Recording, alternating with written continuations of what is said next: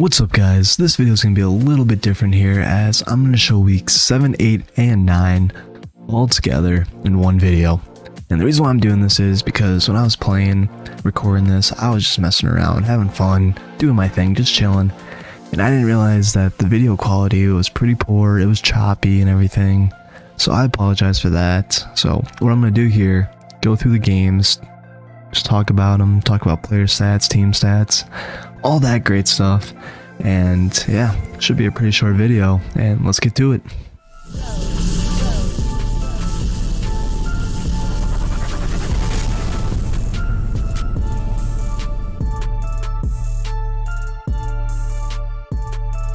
So week 7 was a great game. We ended up winning by 3, 31-28 on the road at Baltimore.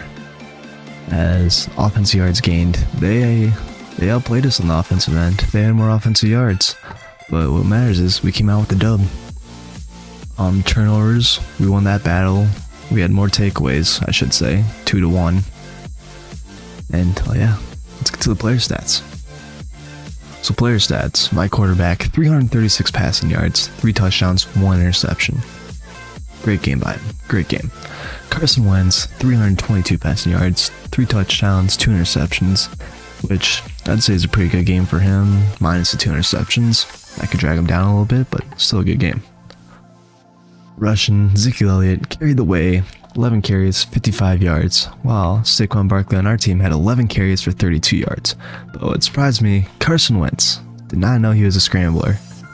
7 attempts, 40 yards, even more than Saquon Barkley.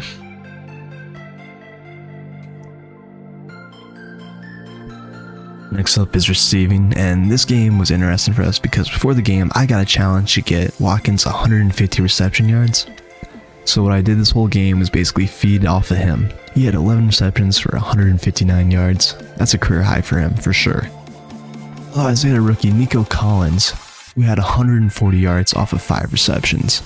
So I bet that's a career high for that rookie. Then Travis Kelce, normal day for him, 5 receptions, 100 yards. 2 touchdown passes, or catches. Next up we got defense, and Adrian Amos and Reuben Foster both had 8 tackles. Sacks, we won't even go through them, but a lot of sacks here for these guys. Next up, interceptions, as Marcus Golden, I believe, had an interception off a screen pass. And then Chidobe Awuzie, maybe? Hopefully I pronounced that right. If not, I'm sorry. But he had an interception, and then Denzel Ward also collected an interception. Otherwise, kicking, Justin Tucker was 1 for 1, and this was a key difference in the game. Their kicker kicked 2 50-plus yarders, missed them both, and he missed them bad, as he was 0 for 2, and if he makes both those field goals, hey, maybe we lose 34-31, but who knows. And yeah, that's it for the kicking. Punting, they had 1 punt for 64 yards, so that was really good for them. Kick returns, nothing too special there. No one got any touchdowns. Punt returns, nothing there. Antonio Brown had a 12-yard return. You're excited for that. Other than that, like I said, this was a very good game. Week 7, we won 31-28 over the Ravens. So let's head over to week 8. Week 8 was a very defensive game, as the score was 16-10, easily the lowest scoring game yet of the series. And to point out, our offense only had 242 total yards, which is not good. But if you look at the Jets, they had 82 total yards. My defense played lights out on them. It was amazing. Our rushing yards carried us, I feel like, that game, because we had 94 rushing yards, but only 148 passing yards. Pretty sure we got sacked quite a few times too. Turnovers, 2 each side. Yeah, let's go over to the player stats. So player stats, my quarterback, 161 yards, 1 touchdown, 2 interceptions. So not a really good day for him. Only had 1 sack actually. That's surprising. Guess that is a bright side there on offense. And then Zach Wilson, it's funny, Jets draft Zach Wilson again, and he only had 89 yards, no touchdowns, 2 interceptions, so yeah, he had it worse than my quarterback, but also had 5 sacks. And then Saquon Barkley, he carried our offense here as 23 carries for 94 yards, and I believe that's a high for attempts for him, but I'm not sure. Otherwise, Eckler had 13 carries for 35 yards for the Jets. Receiving, to my surprise, it's Saquon Barkley with 2 receptions and 49 yards. It's not a good thing when your running back's the leading receiver, but it happens sometimes, I guess. Watkins had 1 reception for 45, so not too much here for receiving. Defense. Again, lows on defense, even though it was a very defensive game. Leading tacklers only had 6 apiece, as it was Harris and Leighton Vander Esch. Sacks. Look at Trey Hendrickson. He had 3 sacks. Just amazing there. And then interceptions. Amos had 1, Trey Waynes had 1, Gardner Johnson had 1, and Reed had 1. So a total of 4 interceptions that game. Kicking, Justin's automatic. 3 for 3. He's 100% on the year. 100% in this game. I should have said it the other way, huh? 100% in this game and 100% on the year. That sounds better. And then Matt Gay also put 1 through. Punting, our punter had a pretty good average there, 56.5 yards. Even though he didn't punt too much, only punted twice. And then kick return, Jerick McKinnon had 1 for 28, otherwise nothing too special there. Tyreek Hill had a return for 14 yards.